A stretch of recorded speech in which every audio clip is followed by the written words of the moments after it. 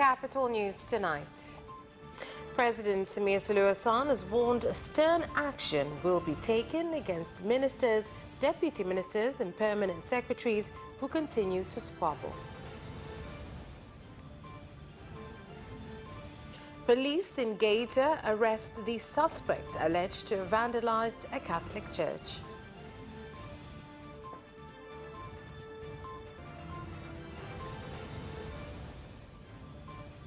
And in sports, Singida Big Stars defeat Mtibwa Sugar by 2-0 in the NBC Premier League.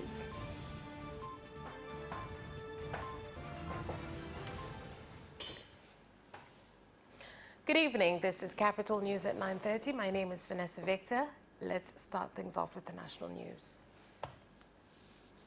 The President of the United Republic of Tanzania, Dr. Samia Suluhu Hassan, has warned that discourse between some ministers, deputy ministers and permanent secretaries will not be tolerated, and that if it does occur, both involved parties will be removed from their positions.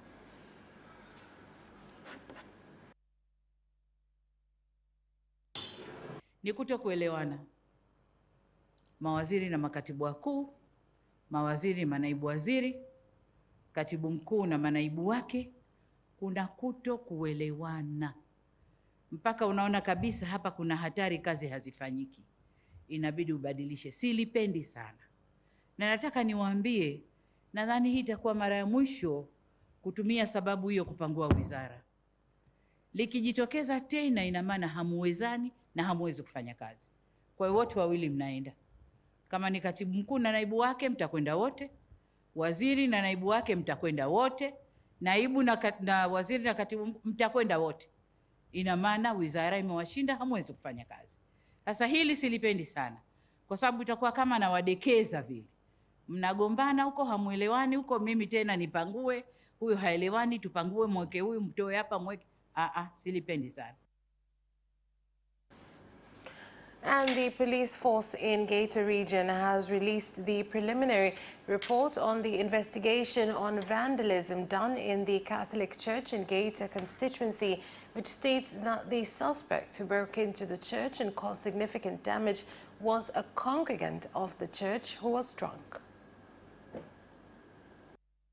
Mwenye umri wa miaka 25, Mhaya, Mkristo wa kanisa la Katoliki, aliingia ndani ya kanisa usiku wa tarehe 26 mwezi wa pili majira ya saa 8 na dakika 8:30 usiku, ambapo aliingia kwa kutumia ngumi. Alivunja kioo cha kanisa kwa kutumia ngumi, ambapo baada ya kupasua kioo hicho cha kanisa aliingia kanisani, na alipofika kanisani alifanya uharibifu mkubwa wa vitu mbalimbali, ikiwemo tebanakulo na taa yake, microphone, stendi za mishumaa, kitabu cha masomo ya misa, nguo na vitambaa, mito ya viti vya askofu. Lakini hasara ni kubwa. Tabernakulo tu peke yake moja sio chini ya milioni 20. Tulikuwa na tabernakulo nzuri yenye plate za dhahabu, na hii ameiharibu na kuikufuru kabisa, ambayo tunaamini yani hata kama inaweza kutengenezeka, sidhani kama inatufaa tena kwa matumizi. Kwa hiyo vitu vikubwa kama hivyo. Tunayo misalaba yetu ambayo tunatumia kuabudu siku ya Ijumaa Kuu, tunatumia wakati wa njia za msalaba. Ameharibu ile misalaba, ni ya thamani kubwa, amevunja. Independent television station ITV has, for the 6th consecutive year, been announced the East Africa Super Brand Award in broadcasting due to the quality of information it has been disseminating to the public, with the Guardian newspaper also winning the award in the print media category. The criteria for you to be selected as a super brand in Tanzania is on a consumer survey based on quality, reliability and distinction. Consumers that score you highly are then invited to join super brands. The main aim for super brands is to recognize outstanding brands in different parts of the world, including here in Tanzania. Those that consumers love, we want to write about them, we want to talk about them, and it will be available online also. Hii ni mara yetu ya 6 kwa maana ya mwaka wa 6 mfululizo wa kupata tuzo hii ya super brand, na tunashukuru sana watazamaji wetu na ambao ni wadau wetu wakubwa sana, pamoja na wale wanaotuwezesha kwa maana wanaoleta matangazo yao kwetu, ndio wanaotufanya sisi tuendelee kuwepo. Kila mtu anayeanzisha chombo chochote cha habari ana malengo yake. Kuna wengine wanaweka nguvu yao kwenye kuhabarisha, kuna wengine wanaweka nguvu yao kwenye kuelimisha, kuna wengine wanaweka nguvu yao kubwa kwenye burudani. Lakini sisi kama ITV tumeshika vyote vitatu kwa nguvu kubwa. Kwa maana kwenye habari tunataka tufanye vizuri, tunawaletea watu habari ambazo ni za kina na zilizofanywa utafiti. Kwenye kuelimisha tuna vipindi vingi sana vya kuelimisha jamii, mambo ya afya, mambo ya kisheria, mambo ya ujasiriamali kwa wanawake, mambo ya ujasiriamali kwa vijana, na kwenye burudani pia tupo vizuri sana kwenye kuleta burudani. Tuzo kama hii unapotambuliwa kwa huduma ya bora ya bidhaa unayotoa au huduma unayotoa, si kitu cha kwenda kulala na kuanza kusherekea. Ni changamoto kwamba ile huduma au bidhaa unayotoa kwa Watanzania uendelee kutoa bora zaidi, ili isije kawa kwamba labda ulipendelewa au ulijikuta tu, unajua. Kwa hiyo sisi kwetu hii hatuendi kusherekea na kulala, lakini tunaenda kutoa huduma nzuri zaidi. Gazeti la The Guardian tutaenda kuhakikisha kwamba kile ambacho kilionekana na kutambuliwa kwa mara nyingine na nyingine, tusishuke wala kurudi nyuma. And residents living close to a garage belonging to the contractor of Sino Hydro Company, who is implementing the third phase construction of the rapid transit bus project, today tried to stop the Minister of Works and Transport convoy so as to voice their concerns of not getting work despite having the required qualifications.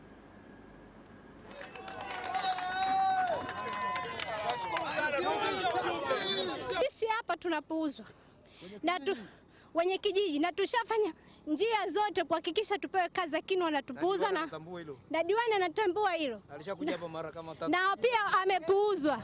Tatizo ni kwamba hatupewi ajira, na ajira wanachukua watu kutoka mikoani, wanapewa ajira watu ambao tayari walikuwa na ajira. Kwa mfano mradi wa Mbagala pale, wakitoka wanakuja huku. Kwa hiyo tulichokuwa nataka sisi hapa tungeajiriwa na sisi ambao hatujai kupata ajira.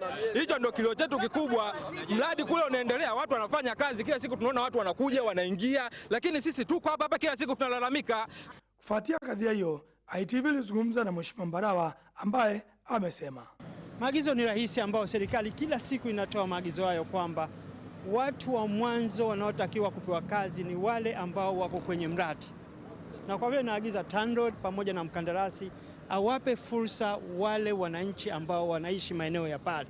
Lakini natoa angalizo na kwa wao, wawe waadilifu, wawe na wazalendo. Following continued occurrence of brutal killings in different parts of Kagera region that have been caused by land conflict, jealousy and people taking the law onto their own hands, the police force, through the Community Police Commission, has begun the process to find new methods to stop the incidents that are endangering peace in the region. Zote tuweze kuulizana maswali, haya matukio kwa nini yanatokea na kwa nini yanatokea sehemu nyingine?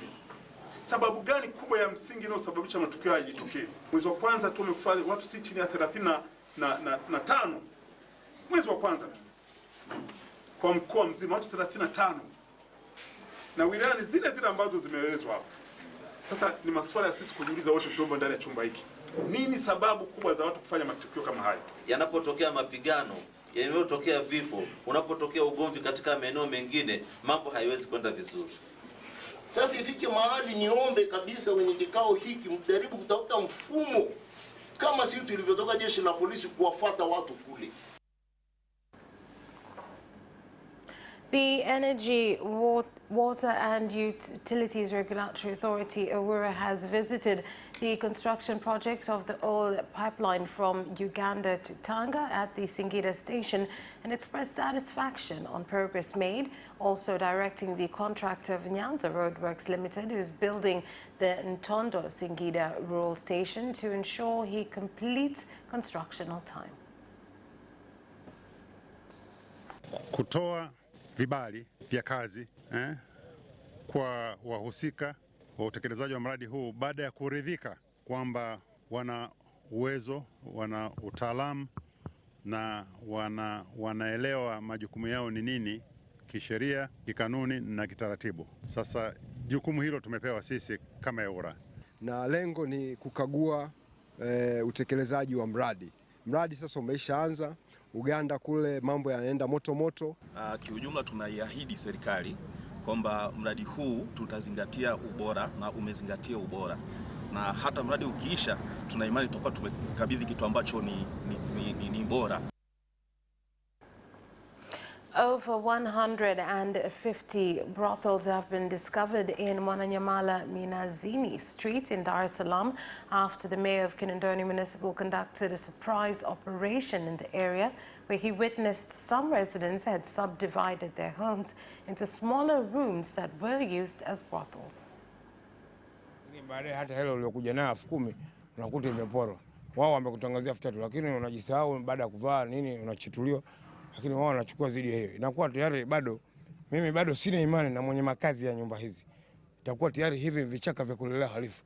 Bahati mbaya wahusika na wenyewe wametukimbia, lakini tungekutana nao hapa angeweza kutueleza kwa nini wako hapa na wanachokifanya kitu gani. Kisha funga utepe ili watoto wanaopita hapa wasiweze kupita na kuona haya yanayokuwepo hapa. Tumekuta madanguro zaidi ya 150. Wananchi ama niseme wenye nyumba, baadhi ya wenye nyumba kwenye eneo hili wamebadilisha nyumba zao kama nilivyozungumza kwenye kikao chetu cha baraza kilichopita, na wamekata vyumba vidogo vidogo ambavyo katika mazingira ya kawaida huwezi kuamini kama kuna mwanadamu anaishi.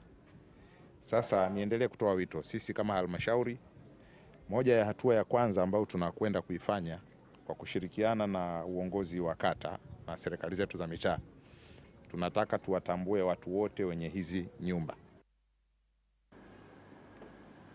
And the traffic police force in Manyara region has warned unauthorized driving schools that provide training illegally following complaints that they have been cheating citizens of their money on claims of getting them licenses.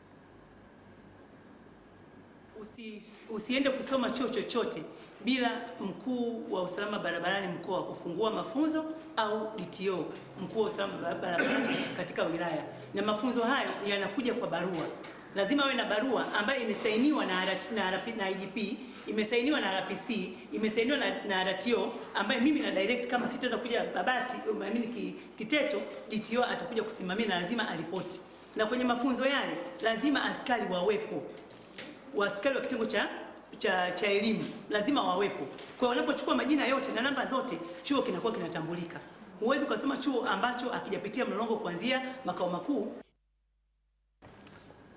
That is all for the national news. International news is next.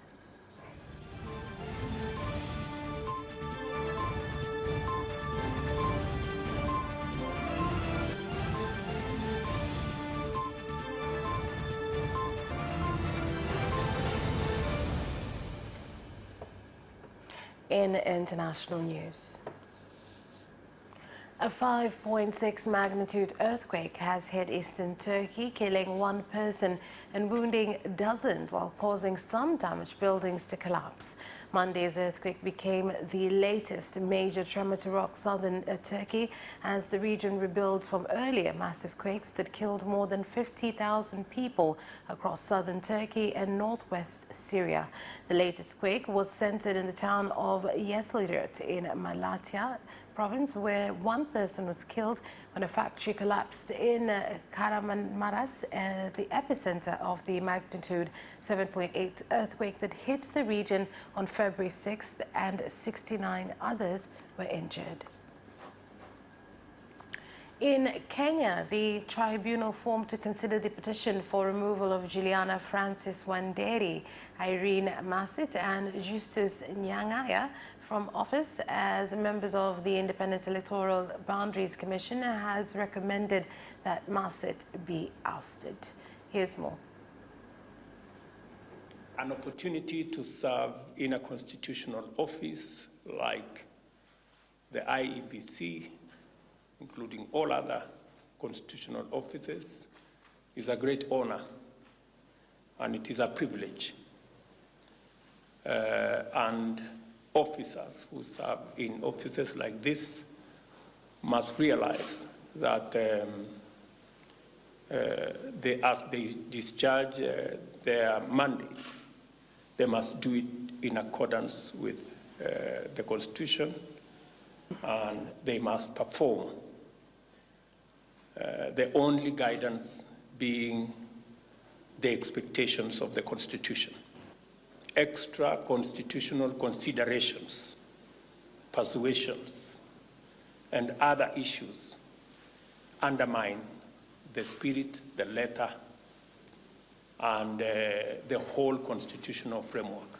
Your Excellency, this tribunal is historical in the sense that it has trodden on completely new ground because there have never been proceedings to invoke Article 251 of the Constitution throughout the history of this Constitution. The tribunal embarked on the assignment immediately upon being sworn on 2nd December 2022. Subsequent to its appointment, the tribunal was notified that 3 commissioners, Justus Abonyo Nyangaya, Juliana Wonge Cherera, and Francis Madenge Wanderi, had tendered their resignations, and therefore they removed themselves from the proceedings. Nigerian presidential candidate Peter Obi has gotten the most votes in the commercial hub of Lagos State. Obi of the Labour Party got 582,454 votes, just ahead of former Lagos Governor Bola Tinubu, who got 572,606 votes for the governing All Progressive Congress APC party. To win the presidency, a candidate must get the most votes and also win at least 25% of votes cast in 2/3 of Nigeria's 36 states to reflect broad representation. That's all for the international news. Business news is up next.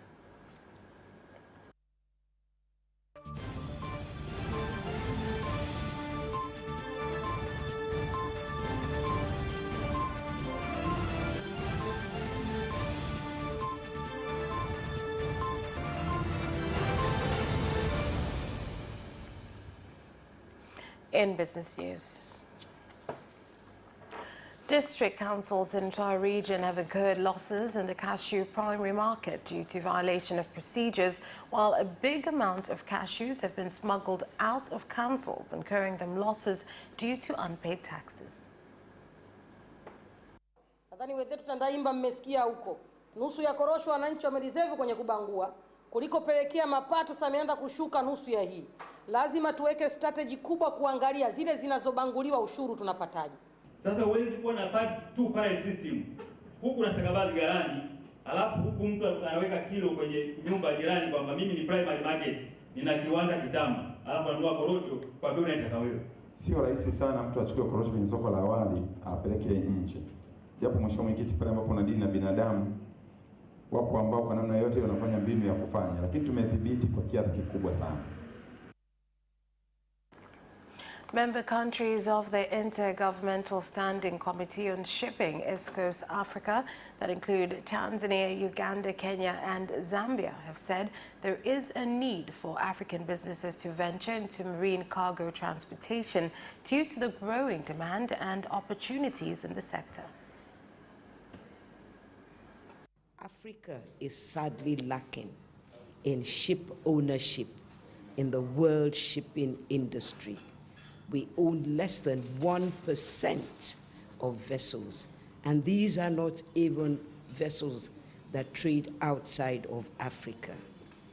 So not only government-owned ships. Shirika tumekaa tumeona kwamba wakati umefika wa eneo na kanda hii yetu ya kuweza kuwa na meli, kumiliki meli. Kwa hivyo ndio sababu hasa tumehita kikao. Kampuni za kutengeneza zipo, wapewe nafasi, kwa sababu ndio kuna watu mmoja mmoja wanamiliki meli Tanzania, wapo. Lakini sasa kulingana na ukubwa wa soko hawezi kuonekana kwa sababu soko ni kubwa. Farmers in Gayo District, Morogoro region have called on the district government to look for new ways of empowering them that include access to capital and reliable markets so as to improve their earnings and increase the country's economic growth. Ni kazi ambayo tumejiajiri nayo kubwa ni kilimo cha umwagiliaji na kilimo cha kutegemea hali ya hewa ya mvua. Lakini sasa ukija kuchunguza upande wa pili, tunajiajiri katika kilimo cha umwagiliaji, lakini changamoto nyingine inayofuata ni masoko. Masoko nao ni changamoto. Kwa kuhakikisha kwamba tunakuwa na wakulima wanapata mbegu bora na kwa wakati, matumizi ya mbolea, lakini pia na kufanya kilimo cha kisasa. That's where we leave off with business news. Sports is next.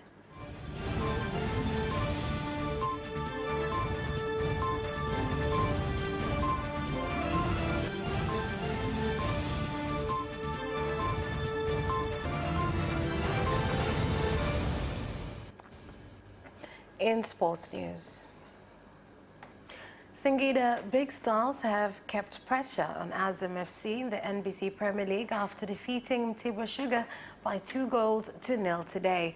The newly promoted and highly talented squad had its goals through Rodrigo Fegu and Medi Kagere, both goals coming in the first half. And swimmers from different clubs in the country have participated in the first competition this year, Thales Gala, with the host club emerging winners. The swimmers are doing very well. A lot of the clubs look forward to participate in this event. As you can see, many swimmers are challenging themselves. Each club wants to win. And we are happy that many swimmers have turned up to do this event. It's one of the biggest and the beginning of the year. NACO's boxing coach Ramadan Uhadi has called on the Professional Boxing Commission, TPBRC, to be thorough when it comes to match results to avoid breaking boxers' morale. Pambano la Moshi halikuwa zuri. Pambano la Moshi lilikuwa baya sana kwa sababu Alikasusu aliweza kupigana raundi zote, akashambulia raundi zote, akaongoza raundi zote, lakini mwisho wa siku akanyimwa ushindi, akapewa ushindi gari ya 5. And the Kampala University netball team started preparations for the Streets Championship scheduled for March 12th of this year. Kwa hiyo tuko kama mazoezi ya kujiandaa na mashindano hayo. Nadhani hivi vile itakuwa kipimo tosha vile kwa ajili ya kujiandaa na mashindano ya Chanedo ambayo yanategemea kuanza mwezi wa 5 mjini Dodoma na mwezi wa 6 ambao tayari kwa ajili ya ligi kuu. Kwa hiyo michezo yote hii tuko kujiandaa kwa ajili ya michezo ya mashindano ya ligi kuu haswa. Hii ya serikali za mtaa, hii ya jiji ya mtaa, hiyo ya Chanedo, na tunatarajia vile vile kusafiri kwa mara ya kwanza mwaka huu Kampala kushika katika mashindano ya Mei Mosi. And that sports item ends our news bulletin. On behalf of everyone who worked to bring you this bulletin, my name is Vanessa Victor. Thank you for watching. Good night.